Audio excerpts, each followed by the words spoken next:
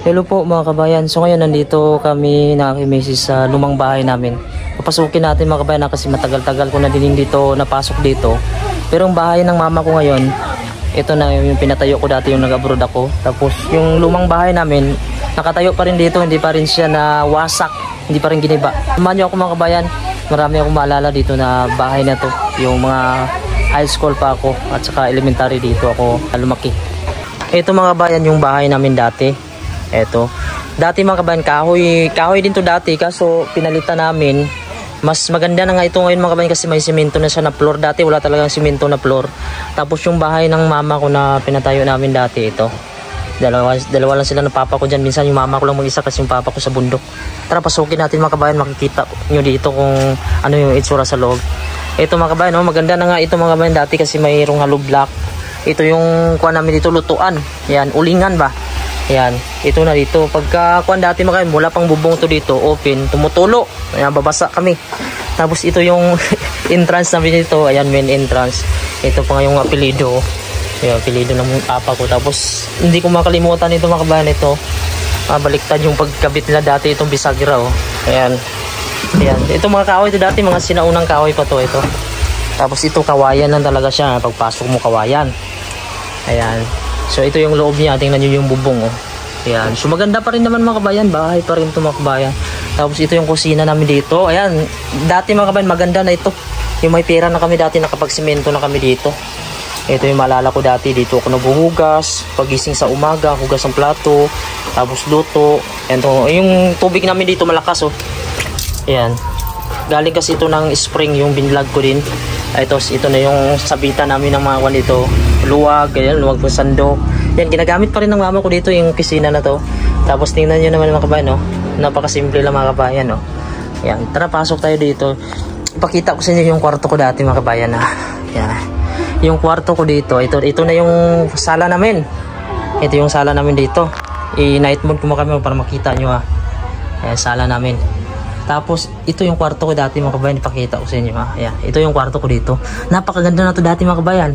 Ito social na to kasi may katris siya. Dati wala nga katris, sa lapag lang kami natutulog. Tapos ito simento na din to eh. Dati hindi pa kasi to simento. Yung kuha lang talaga mga kabayan, yung kawayan. Tapos ito, makikita nyo dito mga kabayan no.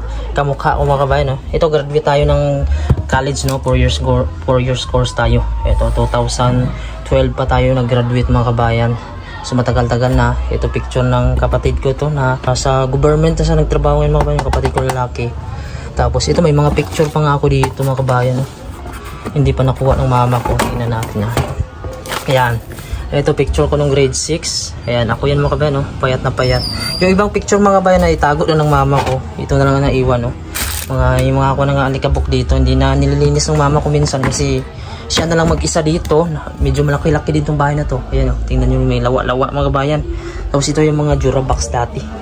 Tingnan nyo yung Durabox, malala nyo dati. Social na to dati mga kabayan. Pag makabili ka nito, medyo may pera ka na. Ayan. Ayan, tingnan nyo naman o, yung itsura. Pero hindi mainit dito mga kabayan kasi malamig yung lugar namin. Kaya yun, okay lang kahit walang ceiling. Ito yung kwarto ko dati ha. Tapos ito naman yung kasi parang wala sa plano tong bahay na itong mga kabayan eh. Ito, naging kwarto ko din to dati. Pero ginawang kwarto itong kapatid ko dati. Ayan oh, parang budiga na siya. So, ito na mga kabayan, naging stock room na siya ngayon. Dito yung kwarto ng kapatid ko dati na lalaki. Na nagtatrabaho na din ngayon sa government sa mga kabayan. Na, kahit saan sa Madistino.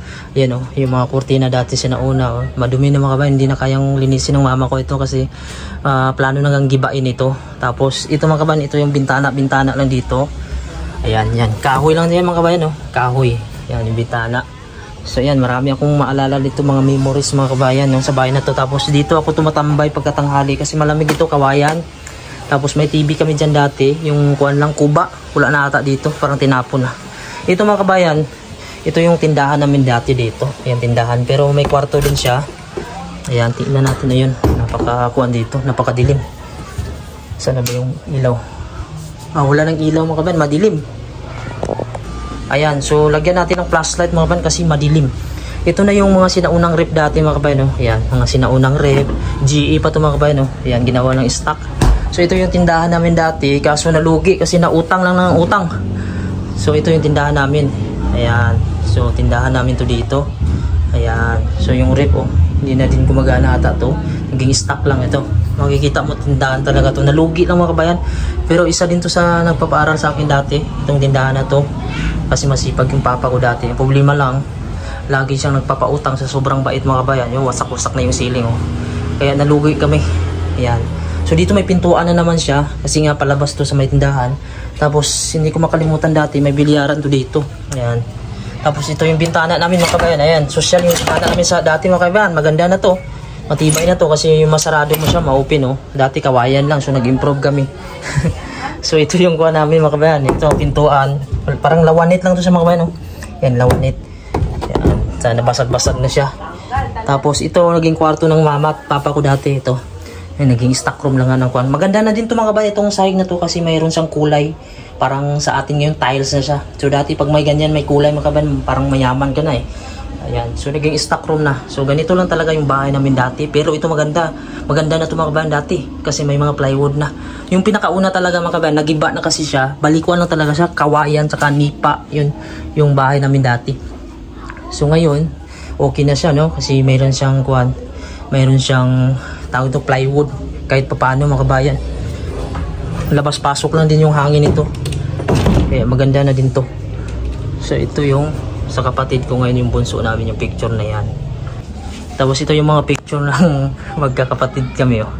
Yung papa ko lang wala kasi absent palagi sa mga graduation, laging busy sa bukid. Yung kapatid ko na babae, yung bunso namin, yung mama ko. Ako to mga kabayan. Tapos ito yung kapatid ko na nagtatrabaho, sabi ko sa government. Ito, magkapatid kami na lalaki, 3. So ayan po yung mga picture namin, hindi pa natanggal, no. Tapos yan, hindi ko makalimutan, grade 6 ako. GS from Vincent Formal Attire. So yan, ito yung itsura mga kabayan ng bahay namin. So paglabas mo, ayan, lupa. Palagi ditong alikabok pagka nagwalis. Tapos ito kayong high-tech na ditong lutuan namin. Bago lang ito nakabili yung gasol. Ito ginagamit na siya ngayon pagka mga kanin-kanin lang. Ayan. Tapos yung labahan namin, ayan, social na din kasi simento na siya eh. Hindi kagaya dati. So ito mga kabayan, yung mga sinaunang kahoy pa ito na ginamit namin yung bahay na luma nito. Tapos ito yung pinaka maganda, oh, kasi kawayan. Tapos ang kwarto ng kapatid ko na babae mga kabayan, kasi nag-asawa na sila, wala man silang sariling bahay dati. Ito, tingnan natin na ito. Ay, sarado na siya. Yan, ito yung bahay nila mga kabayan, ng kapatid ko na babae. At dati mga kabayan, ito yung naging kwarto niya. Dito lang siya nag-extend kasi nag-asawa nga siya. Nakagraduate din siya ng college. Ang problema, nag-asawa siya ng maaga. So yan, naging stock room na dito ngayon. Kasi yung babae na kapatid ko mga kabayan, siya na yung nakatira doon sa bahay namin. Kasi nga bihira na lang kami umuwi. So dito sa nakatira mga kabayan. Yan, ito yung kapatid ko na babae. Kaya nagsusumikap ako na mag-abroad kasi matulungan ko din sila balang araw mga kabayan, no? Kahit paano. So ito yung anak niya. Tapos dito lang talaga sila nagluluto mga kabayan, no? Yung kapatid ko na babae. Yan, nakapakasimple lang ng buhay. Basta kahit paano masaya mga kabayan. Malusog lang yung mga katawan na yan, no? Naglawa-lawa na mga kabayan. Tapos yung kwarto nila isa lang. Ayan, ito lang yung kwarto nila dito. Ayan, medyo madilim-dilim lang. Ayan, wala pang ilaw. Ayan, kahoy lang din yung mga kabayan. Nagdugtungan sila dun sa bahay namin. So yan, pag may sala dito, tapos paglabas mo, wala na. Tapos dito, ulan. Ayan. So ito yung mga kapitbahay namin dito. Ayan. So ngayon mga kabayan, pakita ko sa inyo yung bahay ng mama ko. Kahit paano mga kabayan, maganda-ganda na din. Kasi semento na to eh, may color na, oh. Ayan. So ito yung bahay-bahay ng mama at papa ko ngayon, oh. Pakita ko sa inyo. Maganda naman kami kasi tiles na. Minsan yung mama ko na lang dito natutulog kasi yung papa ko nandun siya sa probinsya. Sa probinsya, sa bundok. So ito mga kabayan, ayan, komportable na yung mama ko dito kahit paano mga kabayan, no? Ayan. So mayroon na siya ditong kortina, may sopa pa siya dito, binilhan ko ito mga kabayan, ako nagbili nito. Yung halos ng bahay nito mga kabayan na ako gumastos nito, may mga tumulong na din mga kapatid ko. Ayan, so ito mga kabayan, mayroon din siyang TV dito, may salamin. Bali may 3 kwarto ito mga kabayan.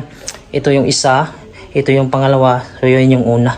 So bali itong bahay na ito mga kabayan, hindi na ako nakikihati dito sa in the future. So ibibigay ko na lang ito siguro sa bunso namin. At yung babae naman mga kabayan, may sarili naman yung bahay din siya. So ayan, ito lang mga kabayan. Tara! Ay, hello po mga kabayan. So namalingke pala kami. Ayan, galing kami ng palengke. Ito yung nadadaanan natin, oh. Puro mga kahoy. Maganda dito sa amin sa probinsya kasi malamig. Ayan, ito yung mga daanan dito sa amin mga kabayan. Highway naman mga kabayan yung mga daanan namin. Merong mga iba na hindi pa simentado. Pero dito, ano, may putol na simento. Dito na kami sa aming bahay mga kabayan. Yung anak namin mga kabayan kanina pa nag-aantay sa amin, tuwang-tuwa, oh. Umakyat. Dito na kami sa bahay. Yung anak namin nag-aantay, oh. Tuwang-tuwa siya. Halak ka. Ito nagbabog pe. Tigas? Haro ni San-An? Wala ka man. So ngayon mga kabayan, nandito na ako sa sarili kong bahay, no. So hanggang ngayon ay parang hindi pa rin ako makapaniwala mga kabayan na nakamit ko nga yung ganito yung pangarap ko. So advice ko lang mga kabayan, no, sa mga kagaya ko na nanggaling din sa hirap, wag po kayong mawalan ng pag-asa na hindi nyo maabot yung pangarap nyo. So samahan nyo lang ng dasal sa Panginoon at saka sipag at tiyaga. Pero hindi naman sa lahat ng panahon mga kabayan, no, ibibigay sa atin ng Panginoon yung hinihiling natin. Kasi may mga plano yung Panginoon mga kabayan kung pwede niya biyang ibigay sa'yo or mas may magandang pagkakataon pa mga kabayan na ibibigay sa'yo. So wag din kayo magtampo mga kabayan, no, kasi mayroong iba na talagang napaka-religious, grabe kung magdasal, pero yung mga pinapangarap na gusto nila hindi nila nakakamit. So dahil mga kabayan, may mga pagkakataon na hindi lahat tinidinig ng Panginoon dahil nga mayroon siyang purpose sa'yo. So gaya nito mga kabayan, yung bahay ibibigay niya sa'yo. Titingnan niya kung bibigay ba ito, kung ito ay magiging sanhi lang naman mga kabayan ng hindi magandang pagtakbo ng buhay mo. Halimbawa magiging miserable, nandyan papasok yung magulong buhay. So may mga purpose din minsan na bakit hindi nabibigay ng Panginoon yung mga hinihiling natin. Sa akin naman mga kabayan, kahit may mga bagay minsan na hiniling ko na hindi naman dumadating, hindi naman ako nagtatampo mga kabayan. Kasi alam ko yung Diyos mga kabayan, wala siyang favor, walang favor. Yung sa Kanya, lahat ng mga hinihiling mo, mayroon niyang sanhi mga kabayan. Tinitingnan niya kung ito ba ay mabuti or makakasama sa iyo. Ito mga kabayan, yung bahay na pinaghirapan ko ay hindi din madali yung pinagdaanan ko. Dahil nga sanay tayo sa hirap mga kabayan, so talagang nagtiis ako mga kabayan para makamit ko ito mga kabayan. Kasi kung hindi ako nag-abroad mga kabayan, hindi ko tiniis yung mga hirap, lungkot, yung lumuluha ako mga kabayan, walang araw, walang oras na hindi ako naluha, lalo na pag naisip ko yung pamilya ko na malayo ako, na gusto ko na mag-quit. Pero sa ngayon mga kabayan ay nagiging matatag ako at yun ang ginagawa kong inspirasyon, yung kahirapan ko sa buhay. So yun lang mga kabayan, sana nakapag-inspire ako sa inyo na yung kahirapan ay hindi po talaga sagot yan mga kabayan, na hindi mo makamit yung pangarap mga kabayan. So hanggang dito na lang, maraming salamat and God bless po. So wag nyo naman po kalimutan i-subscribe yung ating YouTube channel at pindutin na din yung bell notification para updated kayo kung may bago tayong mga video. At maraming salamat and God bless you all po.